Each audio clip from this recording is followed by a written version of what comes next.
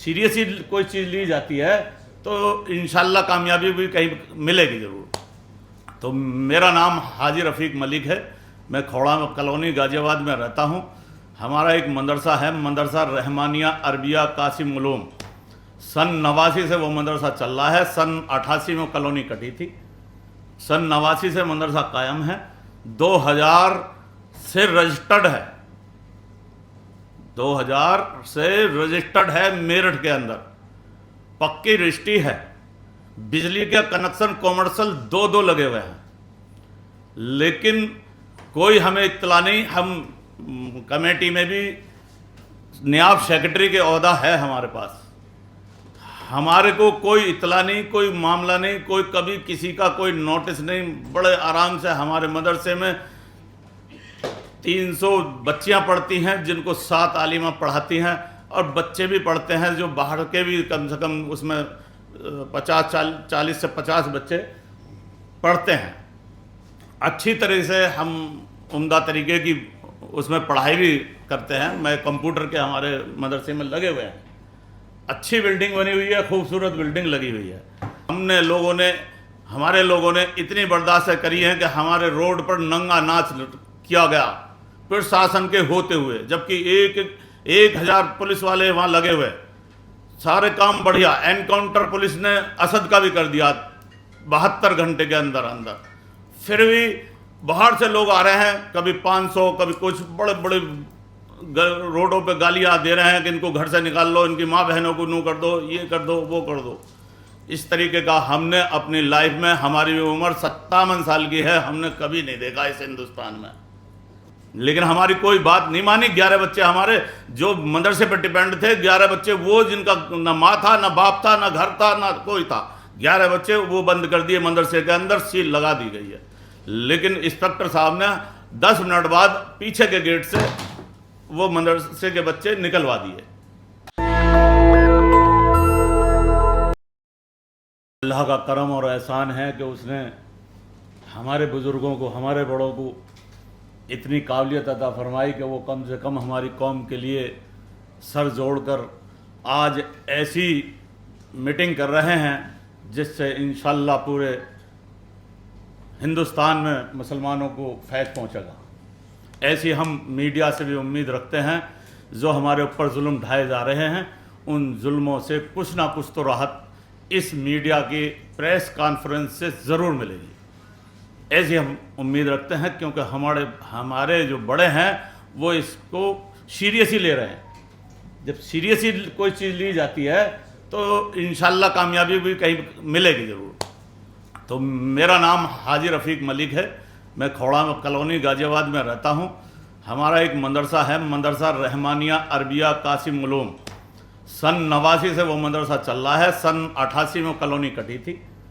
सन 89 से मदरसा कायम है। 2000 से रजिस्टर्ड है, 2000 से रजिस्टर्ड है। मेरठ के अंदर पक्की रजिस्ट्री है।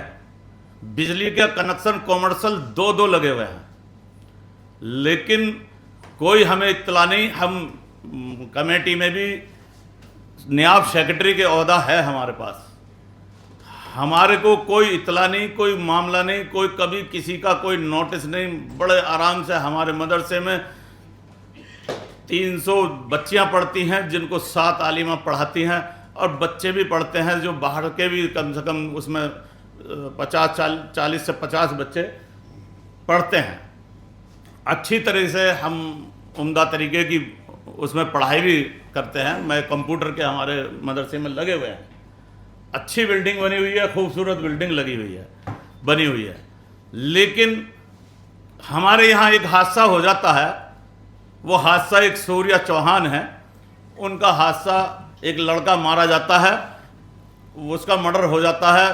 उसको एक मुसलमान के लड़के ने मार दिया, असद ने। असद उसका नाम है मारने वाले का। उसको मार दिया तो किसी को कोई वो नहीं भाई, ऐसे तो रोज़ हादसे होते ही हैं। बहुत बड़ी कॉलोनी है, 12 लाख की आबादी है। खौड़ा कॉलोनी छोटी मोटी आबादी नहीं है, बहुत बड़ी आबादी है, घनी आबादी है। उसके अंदर असद मार देता है उसको, और वो भी मार देता है बकरा ईद वाले दिन। तो सभी दहशत में आ जाते हैं। और सभी उसकी मुखालफत करते हैं। किसी ने एक मुसलमान, अगर कोई भी चैनल वाले हमारे गली गली में घूमे, गली घर घर घूमे माइक लेके, चैनल वाले किसी एक मुसलमान की डिबेट का कोई अगर ये दिखा दे कि किसी ने उसको अच्छा कहा हो, किसी ने अच्छा नहीं कहा, तो और उल्टे ये कहा कि ये मुसलमान गूंगे हो गए हैं, बहरे हो गए हैं, ये फिलिस्तीन को जानते हैं, ये गाजा को जानते हैं। मतलब हमारे लोगों ने इतनी बर्दाश्त करी है कि हमारे रोड पर नंगा नाच किया गया प्रशासन के होते हुए, जबकि 1000 पुलिस वाले वहाँ लगे हुए, सारे काम बढ़िया। एनकाउंटर पुलिस ने असद का भी कर दिया 72 घंटे के अंदर अंदर। फिर भी बाहर से लोग आ रहे हैं, कभी 500, कभी कुछ, बड़े बड़े रोडों पे गालियाँ दे रहे हैं कि इनको घर से निकाल लो, इनकी माँ बहनों को नू कर दो, ये कर दो, वो कर दो। इस तरीके का हमने अपनी लाइफ में, हमारी उम्र 57 साल की है, हमने कभी नहीं देखा इस हिंदुस्तान में जिस तरीके का माहौल अब चल रहा है। बेवजह एक मर्डर होता है, मर्डर का एनकाउंटर कर दिया जिसने मर्डर करा है, और हम भी कह रहे हैं और जितने भी बचे हों उनको कानून के रास्ते फांसी की सजा दिलवाइए। आप पर अगर इल्जाम है उन पे, तो भाई किसी मुलजिम को बचाने का किसी ने नहीं करा।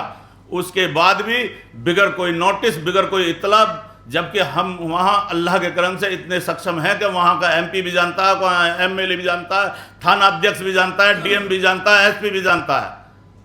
हमने सन 89 से वहीं रह रहे हैं, हर सभासद जानता है, मेयर जानता है, सब जानते हैं। हमें अगर चाहता तो फ़ोन करके हमें बुला लेते मदरसे में, कि आपके मदरसे में दिक्कत है, आप यहाँ आके कागज़ दिखाइए।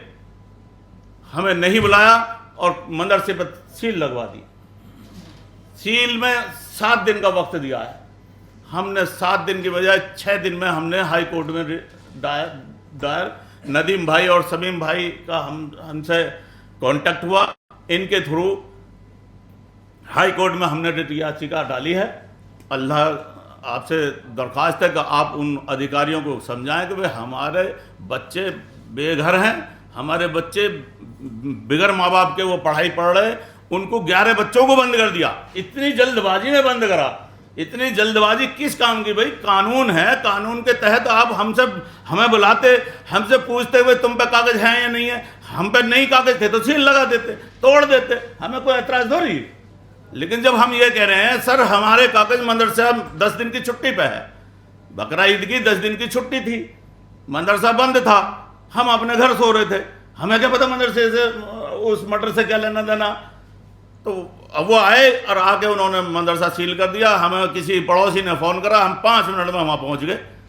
5 मिनट में कहा हमने, भाई हम पे कागज़ हैं सर, हमारे कागज़ तो देख लीजिए, हमारे कागज़ देख लीजिए। अगर आपको ये लगता है कि हमारे कागज़ ठीक नहीं है तो इसको उठा दीजिए, हम बिल्कुल विरोध नहीं करेंगे आपका। लेकिन हमारी कोई बात नहीं मानी। 11 बच्चे हमारे जो मदरसे पर डिपेंड थे, 11 बच्चे वो जिनका ना माँ था, ना बाप था, ना घर था, ना कोई था, 11 बच्चे वो बंद कर दिए, मदरसे के अंदर सील लगा दी गई है। लेकिन इंस्पेक्टर साहब ने 10 मिनट बाद पीछे के गेट से वो मदरसे के बच्चे निकलवा दिए। वो वादा करा था हमसे इंस्पेक्टर साहब, भले आदमी, उन्होंने हमारा काम बच्चे निकलवा दिए। हमारी परेशानी, दर्द कुछ कम हो गई। उसके बाद हमारा नदीम भाई से और समीम भाई से कांटेक्ट हुआ, इन्होंने हमारा इलाहाबाद हाई कोर्ट में केस डाल दिया। अब भाई कल की डेट थी, अब मालूम नहीं है भाई, नहीं मालूम होगी कि ये दानिश्वर लोग हैं। भाई हम तो ज़्यादा दुनिया की तालीम ज़्यादा जानते नहीं, आपके लोग, हम तो दरख्वास्त यही करेंगे, हमारे बच्चे परेशान हैं, कृपा अगर हमारी कोई कमी है हाँ तो उस कमी को बताई जाए और मदरसे का सील खुलवाई जाए। हमें अधिकारियों से कोई ज़्यादा गिल्ला शिकवा किसी से है नहीं। भाई अधिकारियों के ऊपर भी बहुत दबाव है, क्योंकि मैं अल्पसंख्यक आयोग से खुद मिला, मैंने कहा सर ये कागज़ हैं, उन्होंने कहा आपने तो हाई कोर्ट में डाल दिया। मैंने कहा हाँ जी हाई कोर्ट में तो डाल दिया, लेकिन आप इसको खुलवा दीजिए। उन्होंने कहा अभी बहुत दबाव है, बहुत परेशान है, 15 दिन बाद बात कर लेना। ये जवाब मुझे अल्पसंख्यक आयोग से मुझे मिला।